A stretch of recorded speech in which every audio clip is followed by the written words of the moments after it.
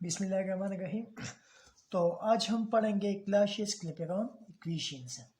ठीक है, Clausius-Clapeyron equations. ठीक है, ये इक्वेशंस जो है ना, इसका डेरिवेशंस थर्मोडायनामिक्स से, और ये यूज़ होता है फेज रूल्स में और कोलिगेटिव प्रॉपर्टीज़ में। जिस तरह हम बोलते हैं elevation of boiling points, depression of freezing points, तो इसमें यूज़ होता है। ठीक है, तो आपको एक फ़र्ज़ करें ये हमारे पास एक सिस्टम है। ठीक है, और इसमें जो है ना, यहाँ लिक्विड से, ठीक है, वाटर लिक्विड, और यहाँ इसके वेपर से। ठीक है, और ये दोनों एक दूसरे के साथ इक्विलिब्रियम में है। ठीक है, हम ये भी कह सकते हैं कि सॉलिड इक्विलिब्रियम है लिक्विड के साथ। ठीक है, या लिक्विड इक्विलिब्रियम में है गैस के साथ। ठीक है, या सॉलिड इक्विलिब्रियम में है गैस के साथ। ठीक है, इसको हम सब्लिमेशंस कहते हैं, इसको वेपोराइजेशंस कहते हैं, और इसको फ्यूजन्स कहते हैं, डिफरेंट तरीके से। और फर्ज करें ये दोनों इक्विलिब्रियम में है। इक्विलिब्रियम, इसको हम ए कहते हैं, ए कंपोनेंट्स, और इसको कहते हैं बी कंपोनेंट्स। ठीक है, कि एक बी है और ये है कंपोनेंट्स है। ठीक है, तो हम एक स्पॉन्टेनिटी जो है ना, कि एक रिएक्शन से, ये स्पॉन्टेनियस है या नॉन स्पॉन्टेनियस है, तो वो गिव्स एनर्जी पर डिपेंड्स करेगा। ठीक है, अगर delta G change in gives energy negative है, तो इसका मतलब ये है कि ये रिएक्शंस क्या है, ये स्पॉन्टेनियस है। अगर गिव्स एनर्जी जो है ना, ये पॉजिटिव है, तो इसका मतलब है कि जो रिएक्शंस है वो नॉन स्पॉन्टेनियस है। ठीक है, नॉन स्पॉन्टेनियस है। ठीक है, और अगर डेल्टा जी 0 है, तो इसका मतलब है कि रिएक्शंस इक्विलिब्रियम में है। इक्विलिब्रियम का ये मतलब नहीं है कि दोनों इक्वल। इक्विलिब्रियम का मतलब है कि नो चेंज विद टाइम। फर्ज करें यहाँ जो इक्विलिब्रियम एस्टेब्लिश हुआ है, तो एक पार्टिकल यहाँ, एक यहाँ, मतलब इक्विलिब्रियम है, डायनामिक इक्विलिब्रियम है, क्योंकि मतलब है कि चेंज होने के बाद फिर भी ये इक्विलिब्रियम एस्टेब्लिश हो सकता है। ठीक है, इक्विलिब्रियम का मतलब है कि नो चेंज विद टाइम, के टाइम के साथ कोई चेंज न आए। फर्ज करें, मैं एक एग्जांपल दे रहा हूँ। ये एक रूम है, यहाँ 10 बंदे बैठे हैं। ठीक है, यहाँ से 2 निकल गए और यहाँ से 2 बाहर से 2 आ गए। ठीक है, लेकिन चेंज नहीं आ रहा। मतलब है कि सब कुछ हो रहा है, लेकिन यहाँ क्या है, वो चेंज नहीं आ रहे। जो टाइम के साथ चेंज था, इनको हम इक्विलिब्रियम कहते हैं। ठीक है, और गिब्स एनर्जी, तो गिब्स एनर्जी के बारे में हम बहुत डिटेल से पढ़ेंगे। तो मतलब है कि यहाँ इक्विलिब्रियम एस्टेब्लिश हुआ है। तो इक्विलिब्रियम का मतलब है कि जो हमारा मतलब है कि डेल्टा जी जो है ना, ये 0 के बराबर हुआ है यहाँ इस केस में, क्योंकि ये इक्विलिब्रियम एस्टेब्लिश हुआ है। तो उसका मतलब ये है कि जी ए हमारे पास बराबर है जी बी का।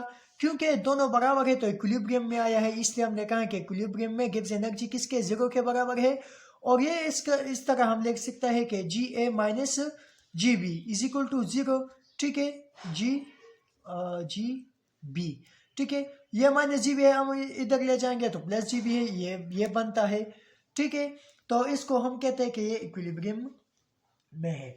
ठीक है, फर्ज करें हमारे पास कुछ चेंजेस हो जाए, या वॉल्यूम में, या कंसंट्रेशंस में, या टेम्परेचर में, या प्रेशर्स में, तो या यहाँ हमने हीट दी। ठीक है, तो इस चेंज होने के बाद फिर भी कुछ वक्त बाद जो है ना, ये इक्विलिब्रियम फिर दोबारा इस्टेब्लिश हो जाएगा। क्योंकि ली शार्टलेट प्रिंसिपल जिस तरह कहते हैं कि अगर हमने इक्विलिब्रियम को एक तरफ से डिस्टर्ब किया, तो इक्विलिब्रियम उस तरफ शिफ्ट होगा जहाँ से ये ये डिस्टर्बेंस को मिनिमाइज करे, कम करे। ठीक है, तो फर्ज करें ये हमारे पास गिव्स एनर्जी, मतलब है कि ए कंपोनेंट्स के लिए, और ये गिव्स एनर्जी बी कंपोनेंट्स के लिए। अब हमने जो है ना, यहाँ मतलब है कि कोई चेंज की, हीट दी, फर्ज करके टेम्परेचर्स दी, तो यहाँ ये वेपर्स बहुत ज़्यादा हो जाएगा। वो जो चेंज हमने जी दी, तो हम कहेंगे कि हमने जी ए प्लस डी जी ए। ठीक है, जी ए प्लस डी जी ए का मतलब यही है कि ये गिव्स एनर्जी ऑफ कंपोनेंट ए था। हमने कुछ चेंजेस, मतलब टेम्परेचर दी, तो चेंज आएगा ना, इक्विलिब्रियम डिस्टर्ब हो जाएगा। वो चेंज हमने डी जी ए से, के मतलब है स्मॉल चेंज गिव्स एनर्जी, ये हुआ जो चेंज हुआ। ठीक है, और फिर हम कहेंगे कि G B plus d G B.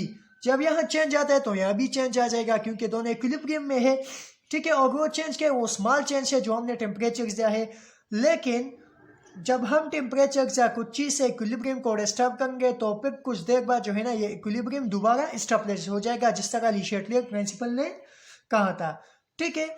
जब ये दोबारा स्टेबलिश हो जाएगा तो इसका मतलब है कि जी ए और जी बी तो दोबारा मतलब है कि फिर इक्विलिब्रियम में आएगा और दोनों के बराबर हो जाएगा। तो इसको हम यहाँ क्या करेंगे, कैंसिल आउट करेंगे, ये दोनों फिर मतलब बराबर हो जाएंगे ना, इक्विलिब्रियम के बाद क्या हो जाएगा, बराबर हो जाएंगे। तो इसको हम क्या करेंगे, कैंसिल आउट करेंगे क्योंकि ये जी ए इक्विलिब्रियम में है जी बी के साथ, ठीक है। यानी फुल हम ये कह सकते हैं कि ये फुल इक्विलिब्रियम है इसके साथ, ठीक है। लेकिन इनमें ये पहले भी इक्विलिब्रियम था और बाद में भी इक्विलिब्रियम में आया, ठीक है। तो हम ये कह सकते हैं कि change in gives in small change in gives energy ए का इक्वल है small N gives energy B components, ठीक है। तो अब आपको मैं कहना चाहूंगा कि ये जी ए और जी बी आपको किस तरह, इसके वैल्यूज आपको किस तरह लिखना है, ठीक है। तो इसके लिए हम यहाँ से अलग कैलकुलेशंस करेंगे, ठीक है। आपको पता है कि जो गिव्स एनर्जी है वो बराबर है H माइनस टी, ऐसा है। H जो है ना ये एंथैल्पी है और T जो है ना ये टेम्परेचर से, और S जो है ना ये एंट्रोपी है। एंट्रोपी ये गिव्स एनर्जी और एंथैल्पी के बारे में हम डिटेल से पढ़ेंगे, लेकिन यहाँ जो है ना इस इक्वेशन से तो हम सिर्फ डेरिवेशंस पे तवज्जो देंगे। जो H है ना एंथैल्पी वो बराबर है E plus P we. E mean energies और पी वी जो है ना वर्क डन से। इससे H की वैल्यू हम इस इक्वेशन में पुट करेंगे तो G is equal to E plus P V minus T S, ठीक है। अब ये इक्वेशंस आया तो इस इक्वेशंस को हम क्या करेंगे, डिफरेंशिएट्स करेंगे, ठीक है। डिफरेंशिएट्स करेंगे तो ये d G is equal to d E plus d P V minus d T S है, ठीक है। कि मैं आपको एक डिफरेंशिएशन का एक रूल बताता हूँ कि मल्टीप्लिकेशन में इसका क्या रूल्स होगा, ठीक है। तो मल्टीप्लिकेशन में इसका रूल है कि फर्स्ट फंक्शन फर्स्ट कर, ये हमारे पास है तो इसको ये p है ये v है, मैं यहाँ ये रूल्स अप्लाई कर देता हूँ। D G is equal to d E plus, ये क्या है, ये है फर्स्ट, ये p और v है, प्रेशर और वॉल्यूम। तो प्रेशर हमारे पास first function, derivatives of second function, second function v है तो इसका हमने डेरिवेटिव्स लिया। फिर क्या करेंगे, प्लस सेकंड फंक्शन वॉल्यूम है और डेरिवेटिव्स लेंगे किसका, फर्स्ट फंक्शंस का। ये डेरिवेटिव्स का रूल है मल्टीप्लिकेशंस में इस तरह, ठीक है। फिर हम माइनस लगाएंगे और इसका डेरिवेशंस लेंगे। तो फर्स्ट फंक्शन क्या है, टेम्परेचर है, और डेरिवेट्स लेंगे किसका, सेकंड फंक्शन का। सेकंड फंक्शन एंट्रोपी है एस, ठीक है। फिर क्या करेंगे, प्लस सेकंड फंक्शन क्या है, एंट्रोपी, और लेंगे डेरिवेटिव्स ऑफ फर्स्ट फंक्शन। ये डेरिवेट्स ऑफ फर्स्ट फंक्शन क्या है, टेम्परेचर से, ठीक है। तो इस तरह ये आ जाएगा। अब d G is equal to d E plus P d V plus V d P minus T d S plus S d T, ठीक है। अब आपको एक और बताता चलूँ कि ये एंट्रोपी किस चीज़ के बराबर है। तो एंट्रोपी जो है ना वो हमारे पास बराबर है कि ये है एंट्रोपी, और हमने जो है ना वो हीट सप्लाई की डिवाइड बाय टेम्परेचर, तो इससे क्या निकलता है, एंट्रोपी निकलता है, ठीक है। इसको हम डेल्टा टी भी कहेंगे, मतलब है कि चेंज इन एंट्रोपी कितना आता है जब हम हीट सप्लाई करेंगे और टेम्परेचर देंगे, ठीक है। तो हम तो हीट्स निकाल रहे थे ना, हीट्स डेल्टा क्यों निकालेंगे, ये डेल्टा क्यों निकालते हैं, इसके नीचे कुछ भी नहीं है, 1 है। क्रॉस मल्टीप्लिकेशन करेंगे तो क्यों हमारे पास आ जाएगा टी डी एस, ये टी है, ये डी जो है ना ये डिफरेंशिएट से मतलब है कि चेंज कितना आता है, ठीक है। अब आपको एक और बात बताता चलूँ कि जो हमारे पास फर्स्ट लॉ ऑफ थर्मोडायनामिक्स है, तो फर्स्ट लॉ ऑफ थर्मोडायनामिक्स कहते हैं कि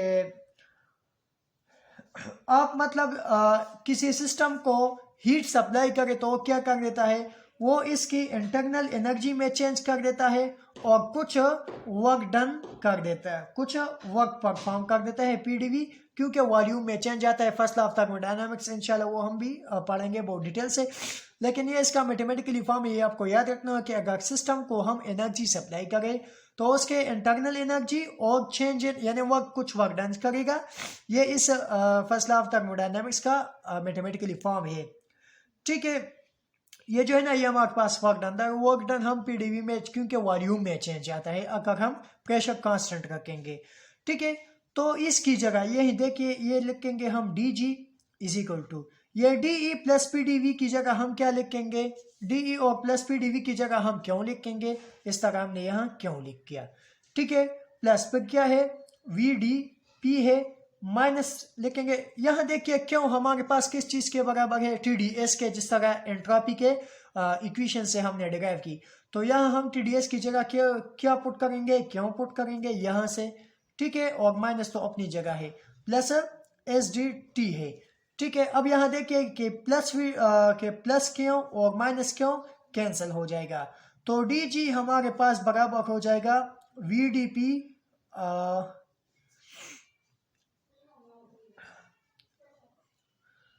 वीडीपी, और ये माइनस प्लस तो क्या हो जाएगा, माइनस हो जाएगा, क्योंकि माइनस प्लस माइनस है। ठीक है, यहाँ हमने कुछ गलती की थी, माइनस एस डी टी आ जाएगा। ठीक है, तो इसमें ये इक्वेशंस इसलिए की कि ये इक्वेशंस फुल मेथड से डिराइव हो जाए, वो मैं डायरेक्ट स्टेप भी लिख सकता था, लेकिन इसलिए नहीं लिखा कि डिराइवेशन से और फुल मेथड से की जाए। ठीक है, अब यहाँ देखिए कि डी जी ए की जगह हम क्या लिखेंगे, डी जी का वैल्यू ये आता है, तो डी जी ए की जगह हम क्या लिखेंगे, डी जी ए की जगह हम लिखेंगे V A d P minus S A d T is equal to लिखेंगे, डी जी पी की जगह क्या हम लिखेंगे, ये लिखेंगे। ठीक है, ये देखें वी डी पी है, तो डी जी बी के लिए हम लिखेंगे V B d P minus S B d T, क्योंकि डी जी ए इसके डी जी जब मतलब है कि इसके बराबर तो ए आया, तो हम इसके साथ ए लिखेंगे। ठीक है, और डी जी बी के लिए हम ये वैल्यू लिखेंगे, इस तरह जो है मतलब डी जी के लिए ये है, तो ए के लिए क्या हो जाएगा, तो हम यहाँ ए लिखेंगे और वी के साथ भी ए लिखेंगे, एस के साथ भी ए लिखेंगे, और बी के लिए भी हम यहाँ बी लिखेंगे, तो वी के साथ भी एस के साथ भी बी लिखेंगे। ठीक है, अब यहाँ देखिए कि करना ये कि ये जो है ना, ये वैल्यू इस तरफ ले आएंगे, ये वैल्यू इस तरफ ले आएंगे और इसको इस तरफ, मतलब कि सेम यहाँ भी प्रेशर से तो प्रेशर वाले को एक तरफ ले आएंगे, और वॉल्यूम भी है तो इसलिए इसको एक तरफ लाएंगे, तो ये वी ए डी पी अपनी जगह आ जाएगा। ये यहाँ प्लस है, जब हम इसको इस तरफ ले आएंगे ये वैल्यू, तो ये क्या हो जाएगा, माइनस हो जाएगा वी बी डी पी। ठीक है, फिर इज इक्वल टू लगाएंगे, ये minus S A d T है, हम इसको इस तरफ ले जाते हैं तो माइनस से ये क्या हो जाएगा, प्लस हो जाएगा, S A d T minus S B d T हो जाएगा। ठीक है, अब यहाँ देखिए इसमें डीपी कॉमन है, तो हम डीपी को कॉमन लेंगे, और ये है V A minus V B. ठीक है, इज इक्वल टू लेंगे, यहाँ क्या है डी कॉमन है दोनों में, तो डी कॉमन लेंगे, और ये है S A minus S B. ठीक है, अब हम क्या करेंगे, इस dt को यहाँ ले आएंगे, dp is equal to dt, और ये va माइनस वी बी को इस तरफ ले जाएंगे। ठीक है, तो S A minus S B, और ये क्या आ जाएगा, V A minus V B. ठीक है, ये आया। अब यहाँ देखिए क्या करेंगे, उसको रिवर्स लिखेंगे और उनसे माइनस निकालेंगे, dt is equal to minus से कॉमन लिया तो S B minus S A आया। ठीक है, और इससे माइनस कॉमन लिया तो V B minus V A. यहाँ देखिए माइनस प्लस माइनस आ जाएगा तो माइनस के साथ एस बी है, और माइनस माइनस प्लस आ जाएगा तो एस के साथ यहाँ क्या है, प्लस है। ठीक है, यहाँ देखिए माइनस प्लस माइनस आ जाएगा तो वी बी के साथ क्या है, माइनस है, माइनस माइनस क्या आता है, प्लस आता है, वी ए के साथ क्या है, प्लस है। ठीक है, तो माइनस माइनस यहाँ से कैंसिल हो जाएगा, और यह है D P by D T is equal to, तो S B minus S A का मतलब है कि change in entropy, final minus initial, और ये एस मतलब है entropy disorderness of the systems. ठीक है, कि एक मतलब है कि एक तरतीब है तो और जो मतलब है रेंडमनेस और जो बेतरतीब हो जाए इसको हम डिसऑर्डरनेस कहते हैं। और एंट्रोपी पर हम वीडियोस बनाएंगे क्योंकि सेकंड लॉ ऑफ थर्मोडायनामिक्स जो है ना ये एंट्रोपी पर है। और V B minus V A मतलब के final volume minus initial volume, तो इसको हम लिखेंगे डेल्टा वी। ठीक है, अब इस इक्वेशंस को और सिंप्लीफाई करते हैं। ठीक है, आपको ये पता होना चाहिए कि मैंने आपको बताया कि एंट्रोपीज जो है ना वो बराबर है एंट्रोपी हमारे साथ बराबर है चेंज इन एंट्रोपी के आपने हीट कितना सप्लाई की और डिवाइड बाय टेम्परेचर। ठीक है, तो डेल्टा एस की जगह हम ये वैल्यू पुट करेंगे, डेल्टा एस की जगह हम ये वैल्यू पुट करेंगे तो ये हमारे पास आ जाएगा D P by D T is equal to, और डेल्टा एस की जगह हम जब हम क्यों बाय टी लिखेंगे तो ये क्यों और ये क्या आ जाएगा टी डेल्टा वी। ठीक है, अब इस इक्वेशन से हम ये फाइंड करते हैं कि अगर हमें कोई कहे कि change in pressure per unit change in temperature कितना आता है, तो हमें ये बताओ कि आपने हीट कितना दी, टेम्परेचर कितना दी और चेंज इन वॉल्यूम, तो हमें पता लग जाएगा कि कितना प्रेशर चेंज हुआ है और कितना टेम्परेचर चेंज हुआ है। ठीक है, अब आपको एक बात पता होना चाहिए कि मतलब है कि इसको हम इस तरह भी लिख सकते हैं D P by D T is equal to, ये क्यों जो है हीट सप्लाई है टी, और ये चेंज इन वॉल्यूम मतलब है कि V B minus V A, V B minus V A final minus initial. ठीक है, इसको हम ये भी लिख सकते हैं कि गैस माइनस लिक्विड्स, क्योंकि गैस भी और लिक्विड्स भी है। आपको ये पता होना चाहिए कि volume of gas is more higher than volume of liquid, मतलब है कि अगर हम 1 से माइनस करें 0.0001 तो 1 पर कुछ असर फर्क नहीं पड़ता, इसलिए हम इस वॉल्यूम की जगह किस गैस का वॉल्यूम लिखेंगे, क्योंकि गैस का वॉल्यूम जो है ना ये बहुत ज़्यादा है as compare to gas of volume, तो हम इसकी जगह ये गैस ऑफ वॉल्यूम लिखेंगे। ठीक है, तो ये हमारे पास डी पी बाई टी आ जाएगा, ये क्यों टी और ये क्या आ जाएगा V G volume of gas आ जाएगा। ठीक है, अब ये हम किस लिए कर रहे हैं कि यहाँ से हमने ये इक्वेशंस की, तो आपको पता होना चाहिए कि हमारे पास इक्विलिब्रियम है H2O ये लिक्विड में है और ये इक्विलिब्रियम में है H2O वेपर के साथ, गैसियस के साथ, इसको हम वेपोराइजेशन भी कहते हैं। ठीक है, इसको हम वेपोराइजेशन भी कहते हैं। जो हमने हीट सप्लाई किया तो हीट, इसको हम कहते हैं हीट ऑफ वेपोराइजेशन, तो क्यों की जगह हमने हीट ऑफ वेपोराइजेशन लिखा और ये टी वी जी लिखा, क्योंकि ये दोनों इक्विलिब्रियम लिक्विड और गैस की हम बात कर रहे हैं। ठीक है, अब आपको ये पता होना चाहिए कि हम वी वॉल्यूम की वैल्यू जो है ना वो निकाल, ये सब जो हम कर रहे हैं एक 1 मोल ऑफ द गैस के लिए कर रहे हैं। ठीक है, तो हमें वॉल्यूम किस तरह निकालेंगे, P V is equal to N R T. ठीक है, आपको ये पता होना चाहिए कि तो सारे 1 मोल के लिए है तो 1 आर टी के साथ मल्टीप्लाई हो जाएगा, तो क्या जाएगा P V is equal to R T.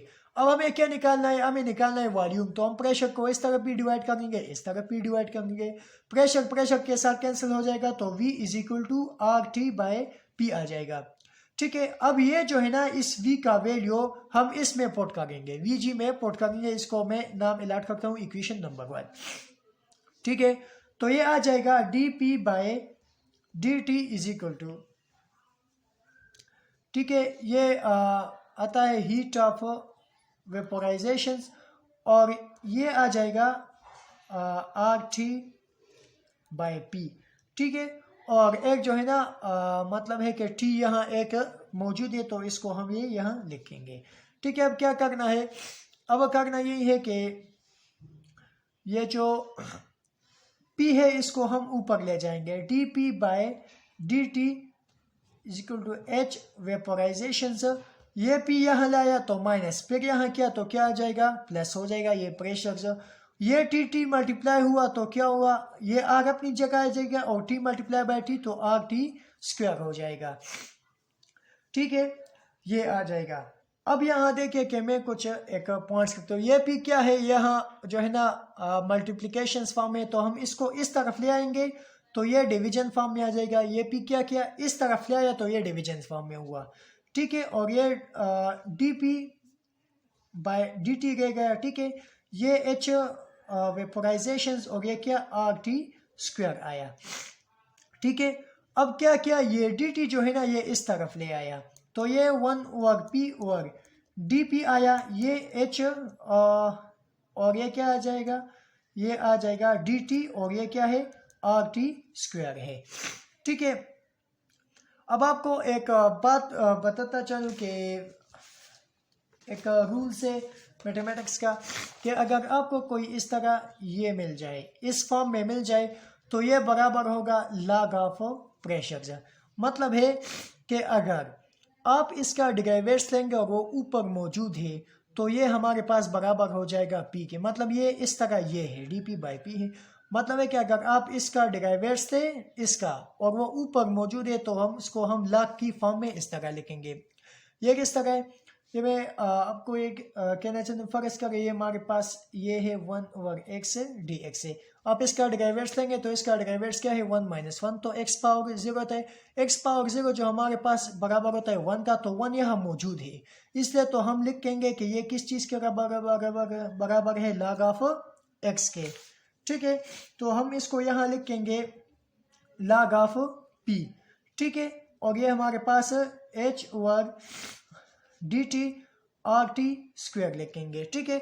अब इसको हम डिफरेंशिएट करेंगे। डिफरेंशिएट का मकसद यही है कि हम कहेंगे कि प्रेशर 1 से प्रेशर 2 ले गया, तो टेम्परेचर T1 से T2 क्या हो जाएगा, तो ये हम डेरिवेटिव्स के इंटीग्रेशंस के जरिए जो है ना फाइंड कर सकते हैं, ठीक है। तो अब हम इसका जो है ना क्या लेंगे, डेरिवेटिव्स इंटीग्रेशंस लेंगे, ठीक है। तो ये हमारे पास आ जाएगा इंटीग्रेशंस, ये प्रेशर P1 से प्रेशर P2 तक है, ठीक है। ये जो H और R है ना, ये हमारे पास क्या है, ये कांस्टेंट है, इसको हम बाहर लिखेंगे। और ये हमारे पास आ जाएगा 1 over T square D T. D T आप 1 से मल्टीप्लाई करके फिर भी डी टी आता है, ठीक है। अब आपको ये पता होना चाहिए कि ये डेरिवेटिव्स और इंटीग्रेट एक दूसरे को कैंसिल कर देता है, तो ये हमारे पास बराबर हो जाएगा log ऑफ P और ये P1 ओवर P2, ये आ जाएगा क्योंकि हमने इनिशियल माइनस फाइनल तक लिखा था, ठीक है। ये H बाय R आ जाएगा।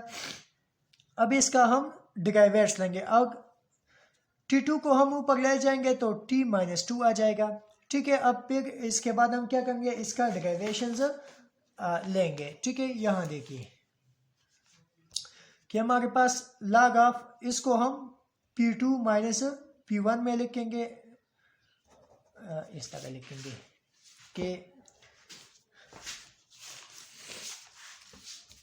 कि log of P2 minus log of P1 ये लिखेंगे, ठीक है। और इसके बाद लिखेंगे H बाय R, और ये क्या है T माइनस 2 प्लस 1 और माइनस 2 प्लस 1, ये इसका मेथड से डेरिवेशंस हम इस तरह लिखेंगे, ठीक है। तो ये हमारे पास log of P2 minus log of P1 हो जाएगा, ये H बाय R आ जाएगा, ठीक है। और ये T माइनस 1, माइनस 2 से प्लस 1 से क्या आता है माइनस 1, और माइनस 2 प्लस 1 से क्या आता है माइनस 1 आता है, ठीक है। ये इसका डेरिवेशन से।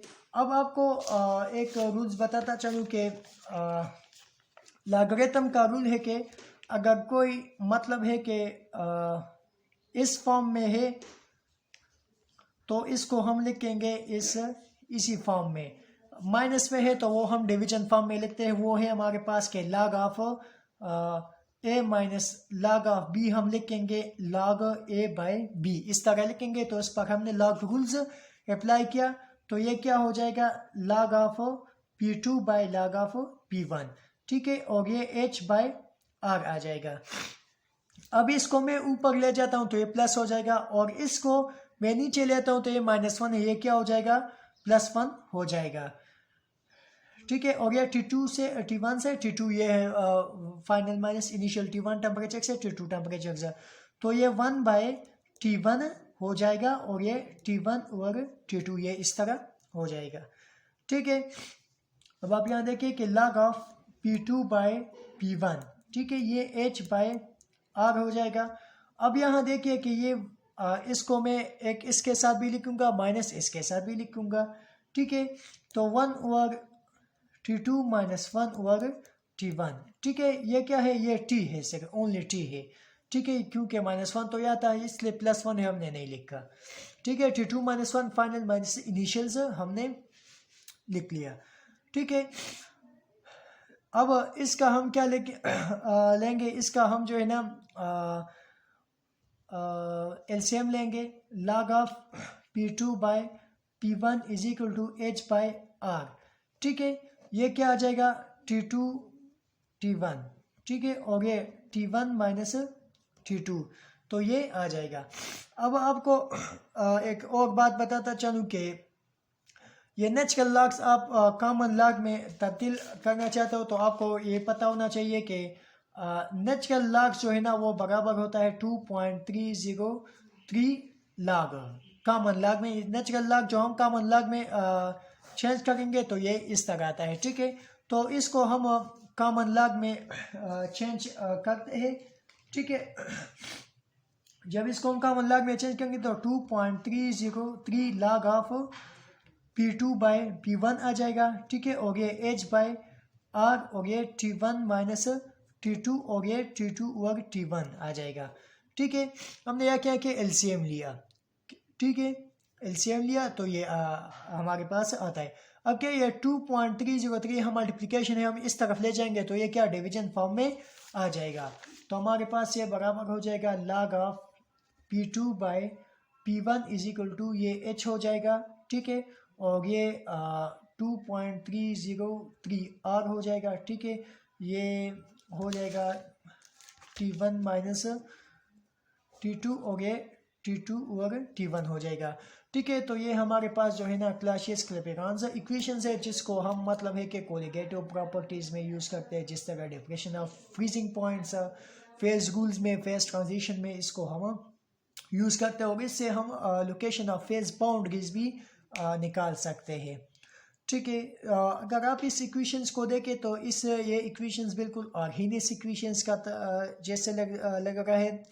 वहाँ जो है ना यहाँ P2 P1 की जगह जो है ना K लिखा था, रेट कांस्टेंट्स, और यहाँ एक्टिविटी लिखा था, ठीक है।